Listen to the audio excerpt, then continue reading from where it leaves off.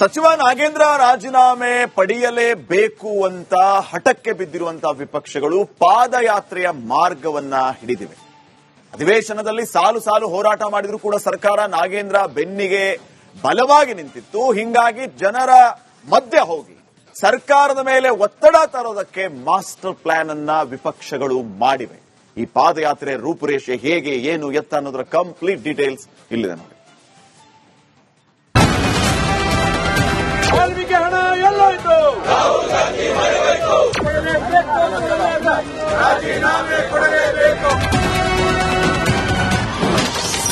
ಸಚಿವ ನಾಗೇಂದ್ರ ರಾಜೀನಾಮೆಗೆ ಪಾದಯಾತ್ರೆ ಅಸ್ತ್ರ. ಸೆಪ್ಟೆಂಬರ್ 1ರಿಂದ 10 ದಿನ 170 ಕಿಲೋಮೀಟರ್ ದೋಸ್ತಿ ಕಾಲ್ನಡಿಗೆ.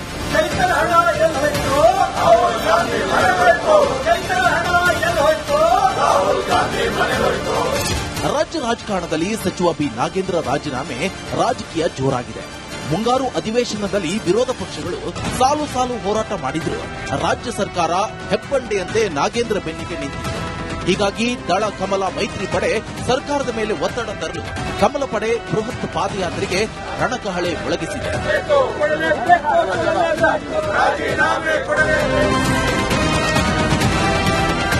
ಸಚಿವ ನಾಗೇಂದ್ರ ರಾಜೀನಾಮೆಗೆ ಪಟ್ಟು ಹಿಡಿದಿರುವ ಬಿಜೆಪಿಯ ನಾಯಕರು ಸೆಪ್ಟೆಂಬರ್ 1ರಿಂದ ಪಾದಯಾತ್ರೆ ನಡೆಸಲು ಮುಂದಾಗಿದ್ದಾರೆ. ಸೆಪ್ಟೆಂಬರ್ 1ರಂದು ರಾಯಚೂರಿನ ಗುರುಗುಂಟದಿಂದ ಬಳ್ಳಾರಿವರೆಗೆ ಪಾದಯಾತ್ರೆ ನಡೆಯಲಿದೆ. ಬರೋಬ್ಬರಿ 10 ದಿನ 170 ಕಿಲೋಮೀಟರ್ ಪಾದಯಾತ್ರೆ ನಡೆಸಿ ನಾಗೇಂದ್ರ ತವರಲ್ಲಿ ಬೃಹತ್ ಸಮಾವೇಶ ನಡೆಸಲು ಬಿಜೆಪಿ ಸಜ್ಜಾಗುತ್ತಿದೆ. ಈ ಕಾಂಗ್ರೆಸ್ ಸರ್ಕಾರದ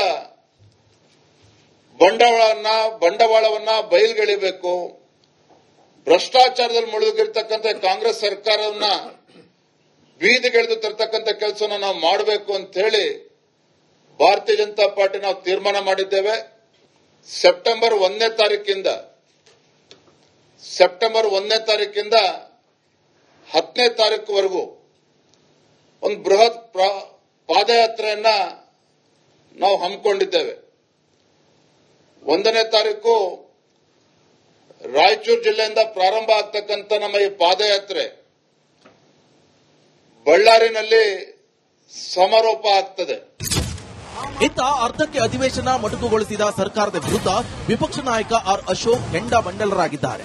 ನಾಗೇಂದ್ರನ ಅಧಿಕಾರ ಬಂದ್ ಮಾಡಿ ಅಂದ್ರೆ ನೀವು ಸದನವನ್ನೇ ಬಂದ್ ಮಾಡಿದ್ರಿ. ವಿಧಾನಸಭೆ ಅನ್ನೋದು ಕಾಂಗ್ರೆಸ್ ಪಕ್ಷದ ಕಚೇರಿಯಲ್ಲ. ನಾಗೇಂದ್ರ ಕಂಡ್ರೆ ನಿಮಗೆ ಯಾಕೆ ಭಯ ಅಂತ ಕಿಡಿಕಾರಿದ್ರು. ನಾವು ನಾಗೇಂದ್ರ ರಾಜೀನಾಮೆ ವಿಚಾರ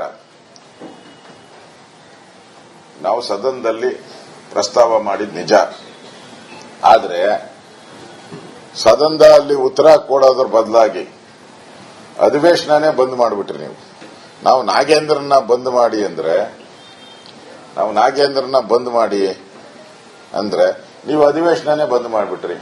ನಾಗೇಂದ್ರನ ವಿಚಾರದಲ್ಲಿ ಸರ್ಕಾರ ಡಿ ಕೆ ಶಿವಕುಮಾರ್ ಅವರು ಯಾಕೆ ಹೆದರ್ತಾ ಇದ್ದಾರೆ ತೆಗಿಯಕ್ಕೆ? ನಾವು ಸಲೀಸಾಗಿ ಈಶ್ವರಪ್ಪನವ್ರನ್ನ ಮತ್ತು 3 ಜನ ಮಂತ್ರಿಗಳನ್ನ ಸಲೀಸಾಗಿ ತೆಗೆದ್ರಿ ಸದನ ನಡೀಬೇಕು ಅನ್ನೋ ದೃಷ್ಟಿಯಿಂದ. ನೀವ್ಯಾಕೆ ಮಾಡಕ್ಕಾಗ್ತಾ ಇಲ್ಲ? ಅಧಿವೇಶನದಂತೆಯೇ ಸಚಿವ ನಾಗೇಂದ್ರ ರಾಜೀನಾಮೆಗಾಗಿ ಬಿಜೆಪಿ ಆಯೋಜಿಸಿರುವಂತಹ ಪಾದಯಾತ್ರೆಗೆ ದಳಪಡೆ ಸಾಥ್ ನೀಡಲಿದೆ. ಪಾದಯಾತ್ರೆಯ ಕೊನೆಯ ದಿನದ ಬೃಹತ್ ಸಮಾವೇಶದಲ್ಲಿ ಕೇಂದ್ರ ಸಚಿವ ಕುಮಾರಸ್ವಾಮಿ ಭಾಗಿಯಾಗಲಿದ್ದಾರೆ. ಜೊತೆಗೆ ಸಚಿವ ಸಂಪುಟ ರಚನೆ ಆದಂತ ಸಂದರ್ಭದಲ್ಲಿ ಚಾರ್ಜಸ್ ಇರ್ತಕ್ಕಂಥದ್ದಂದ್ರೆ ಆರೋಪ ಇರ್ತಕ್ಕಂಥ ಸಚಿವನನ್ನ ಮತ್ತೊಮ್ಮೆ ಸಚಿವ ಸ್ಥಾನಕ್ಕೆ ತಗೊಳ್ತಕ್ಕಂಥ ಅಗತ್ಯತೆ ಏನಿತ್ತು? ಬೇರೆ ಯಾರು ಕೇಪಬಲ್ ಆಗಿ ಕೆಲಸ ಮಾಡತಕ್ಕಂಥದಕ್ಕೆ, ಯಾಕೆಂದ್ರೆ ಪೊಟೆನ್ಷಿಯಲ್ ವ್ಯಕ್ತಿಗಳು ಇವತ್ತು ಮಿನಿಸ್ಟರ್ ಆಗ್ತಕ್ಕಂಥದಕ್ಕೆ ಅರ್ಹರು ಇರಲಿಲ್ವಾ ಅಂತಕ್ಕಂಥ ಪ್ರಶ್ನೆ ಮೂಡುತ್ತೆ. So what is the intention behind this ಅಂತಕ್ಕಂಥದ್ದು ಇವತ್ತು ಈ ಸರ್ಕಾರ ಉತ್ತರ ಕೊಡಬೇಕಾಗ್ತದೆ. ಒಟ್ಟಾರೆಯಾಗಿ ನಮ್ಮ ಮಿತ್ರ ಪಕ್ಷ ಇವತ್ತು ಏನು ರಾಜೀನಾಮೆಯನ್ನ ಡಿಮ್ಯಾಂಡ್ ಮಾಡ್ತಾ ಇದೆ ಸಚಿವರದು, ಅದರಲ್ಲಿ ನಾವು ಕೂಡ ಗಟ್ಟಿತನದಿಂದ ಅವ್ರ ಜೊತೆ ನಿಂತ್ಕೊಳ್ತೇವೆ ಆ ವಿಚಾರದಲ್ಲಿ. ಒಟ್ಟಾರೆಯಾಗಿ ಸಚಿವ ನಾಗೇಂದ್ರ ರಾಜೀನಾಮೆ ವಿಚಾರವು ರಾಜ್ಯ ರಾಜಕಾರಣದಲ್ಲಿ ಸದ್ಯ ಅತಿ ದೊಡ್ಡ ಟಾಪಿಕ್ ಆಗಿ ಮಾರ್ಪಟ್ಟಿದೆ. ಸದನದಲ್ಲಿ ಅಬ್ಬರಿಸಿರುವಂತಹ ವಿರೋಧ ಪಕ್ಷಗಳು ಈಗ ಪಾದಯಾತ್ರೆ ಸಮರ ಸಾರಿದ್ದಾರೆ. ಆದರೆ ಸರ್ಕಾರ ಇದನ್ನ ಹೇಗೆ ಎದುರಿಸಲಿದೆ ಎಂಬುದನ್ನ ಕಾದು ನೋಡಬೇಕಿದೆ.